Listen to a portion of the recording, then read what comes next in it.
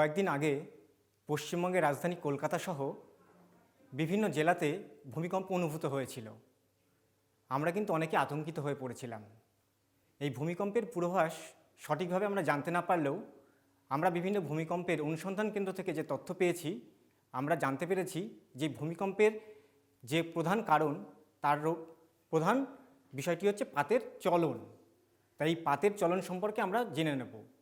তার আগে আমরা বলবো যে পাতের চলন কি একই ধরনের? না, পাতের বিভিন্ন প্রকার চলন রয়েছে। তা আমরা কতগুলো দৃশ্য এই সম্পর্কে কল্পনা করে নিই। আমরা তো রাস্তায় গাড়ির চলাচল দেখেছি রাস্তার বিপরীত দুই দিক থেকে কখনো গাড়ি আসে এবং পরস্পরের পাশ কাটিয়ে চলে যায়। আবার এমনও দেখেছি যে দুটি গাড়ি পরস্পরের দিকে আসছে কিন্তু সংঘর্ষে উপনীত হচ্ছে, অর্থাৎ ধাক্কা লেগে যাচ্ছে। আমরা চাই না অ্যাক্সিডেন্ট হোক, কিন্তু এরকম হতে আমরা দেখেছি। আবার দেখেছি দুটি গাড়ি পরস্পরের বিপরীত দিকে চলে যাচ্ছে। এরকম পাতের চলনও হয়ে থাকে।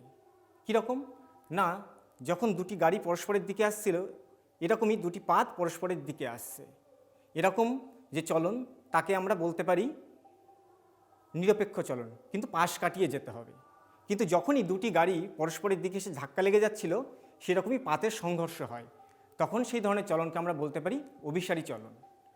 আবার যখন দুটি গাড়ি পরস্পরের বিপরীত দিকে চলে যাচ্ছিল, এরকম দুটি পাত যখন বিপরীত দিকে চলে যায়, তখন এই ধরনের পাতের চলন হলে তখন আমরা বলতে পারি প্রতিসারী চলন বা অপসারী চলন। এই যে পাতের চলন, এর গতিবেগ কিন্তু খুবই কম বা খুবই ধীর প্রকৃতির, তবু এর ফলে ভূমিকম্প অনুভূত হচ্ছে এবং যে কারণে আমাদের বিশ্ব মানচিত্র ধীরে ধীরে বদলে যাচ্ছে। তোমরা ছাত্রছাত্রীরা সকলে বাড়িতে কাঠের টুকরো বা ব্লক নিয়ে এরকম পরস্পরের দিকে এনে সংঘর্ষে উপনীত করতে পারো, বা পাশ কাটিয়ে নিয়ে যেতে পারো, বা বিপরীত দিকে নিয়ে যেতে পারো। এভাবে তোমরা যদি চেষ্টা করো, তোমরা এই বিষয়গুলি খুব ভালোভাবে বুঝতে পারবে।